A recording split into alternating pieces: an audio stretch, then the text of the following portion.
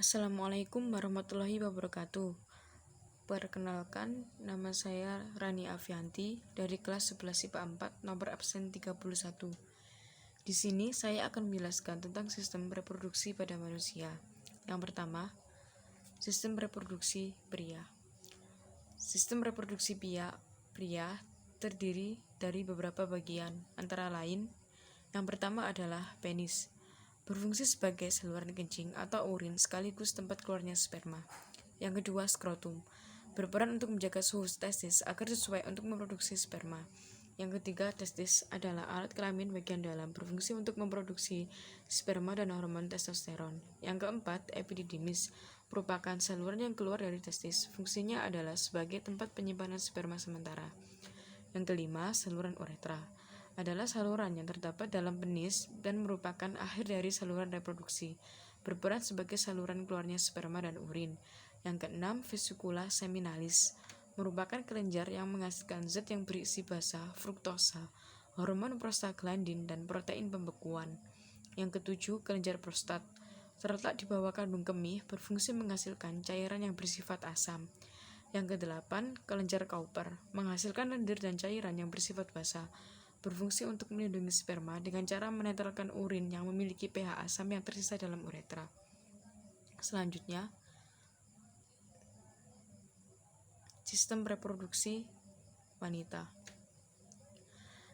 Yang pertama, vagina, adalah saluran yang menghubungkan lingkungan luar dengan rahim sekaligus tempat mengalirnya darah menstruasi dan saluran keluarnya bayi. Yang kedua, serviks, merupakan struktur rahim bagian bawah yang menyempit dan membuka ke arah vagina. Yang ketiga, saluran telur atau tuba fallopi atau oviduk. Terdapat sepasang di tiap tubuh perempuan, yaitu di kanan dan kiri. Oviduk memanjang ke arah samping dari uterus. Fungsinya adalah membawa sel telur dari infundibulum ke rahim. Pada saluran ini terjadilah fertilisasi atau pembuahan. Yang keempat, indung telur, merupakan tempat kumpulan sel yang disebut folikel. Folikel juga menghasilkan hormon perempuan, yaitu estrogen dan progesteron. Yang kelima, rahim, berfungsi sebagai tempat berkembangnya janin setelah sel telur dibuahi oleh sel sperma.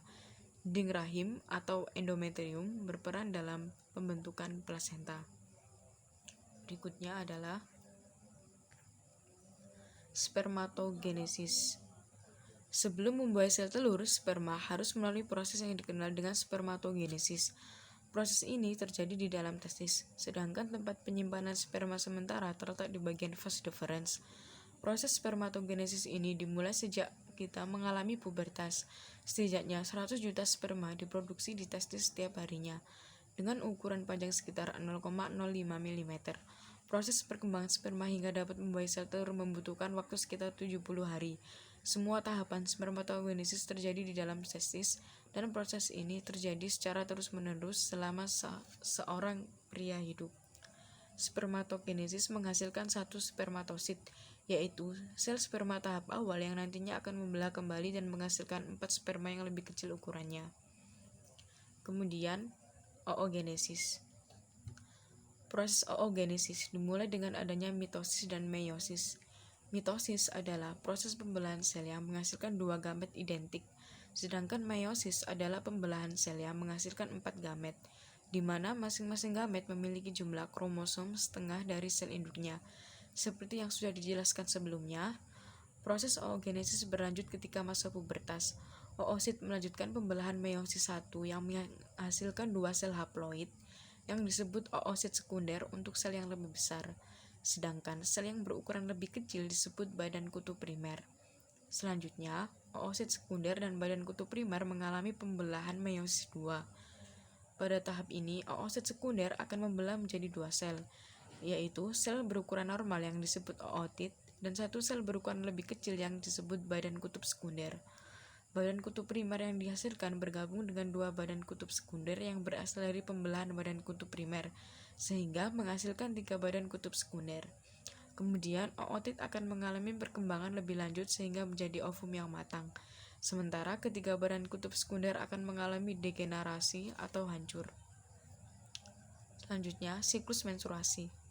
Siklus menstruasi terbagi menjadi 4 siklus. Yang pertama adalah menstruasi, praovulasi, ovulasi dan pasca ovulasi. Menstruasi adalah hormon yang berperan ialah hormon estrogen dan progesteron mengalami reduksi pada sekitar 5 hari pertama menstruasi.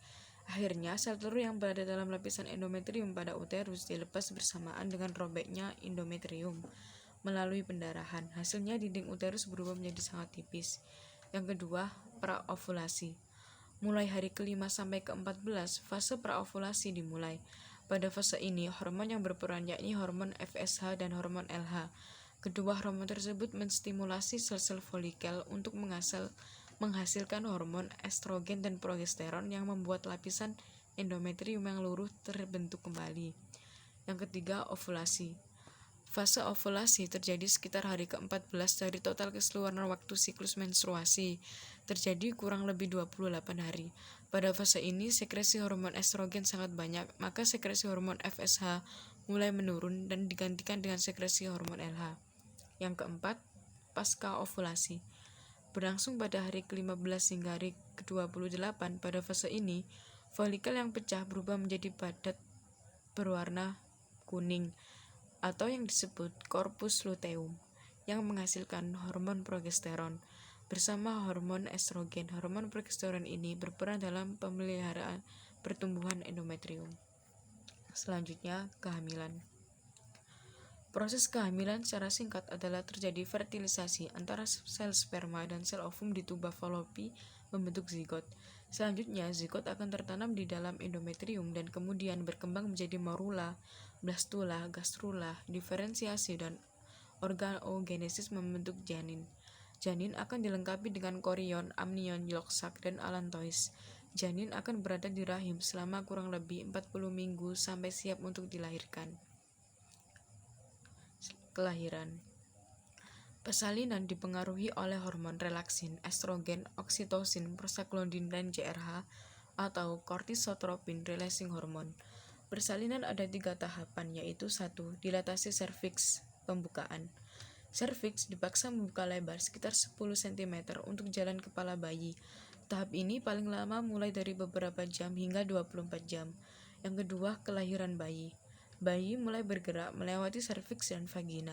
Ibu dapat membantu dengan mengontraksikan otot-otot dinding abdomen atau perut dan bersamaan dengan kontraksi uterus dengan cara mengejan. Kelahiran ini berlangsung selama 30-90 menit. Yang ketiga, kelahiran plasma. Terjadi jika bayi telah lahir, uterus berkontraksi lagi untuk memisahkan plasenta dari myometrium dan mengeluarkannya melalui vagina. Kelahiran plasenta berlangsung 15-30 menit.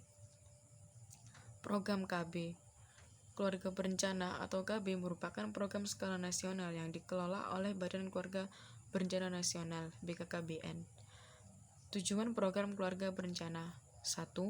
Membentuk keluarga kecil yang sejahtera. Yang kedua, mencenangkan keluarga kecil dengan cukup 2 anak. Yang ketiga, mencegah terjadinya pernikahan di usia dini. Keempat, menekan angka kematian ibu dan bayi akibat hamil di usia yang terlalu muda. Yang terakhir, menekan jumlah penduduk. Manfaat program keluarga berencana: 1. Menjaga kesehatan ibu dan bayi. 2. Mendorong kecukupan ASI dan pola asuh yang baik bagi anak. Yang ketiga, mencegah kehamilan yang tidak direncanakan. Yang keempat, mencegah penyakit menular seksual. Yang kelima, menurunkan angka kematian ibu dan bayi. Yang keenam, membentuk keluarga yang berkualitas. Selanjutnya, kelainan dalam sistem reproduksi pria. Yang pertama, epididymitis. Penyakit ini terjadi akibat adanya peradangan pada epididymis, yakni saluran di dalam skrotum yang menempel pada testis. Saluran ini berperan untuk mengangkut serta menyimpan sperma yang diproduksi oleh testis. Yang kedua, orkitis. Penyakit ini merupakan salah satu penyakit pada sistem reproduksi pria yang cukup sering terjadi.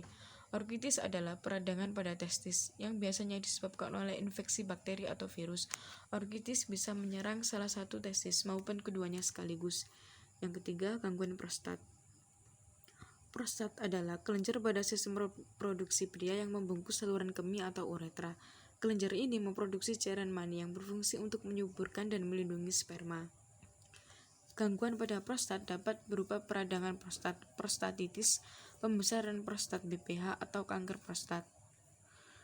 Kemudian, kelainan dalam sistem reproduksi wanita. Yang pertama, endometriosis.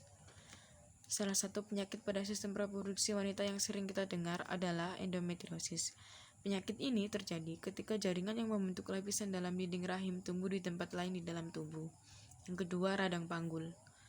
Penyakit kedua yang kerap terjadi pada sistem reproduksi wanita adalah radang panggul.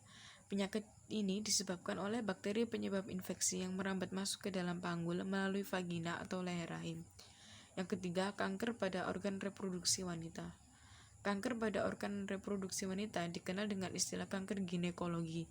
Beberapa jenis kanker ginekologi adalah kanker rahim, kanker mulut rahim, kanker ovarium, dan kanker vagina. Sekian dari saya. Terima kasih. Wassalamualaikum warahmatullahi wabarakatuh.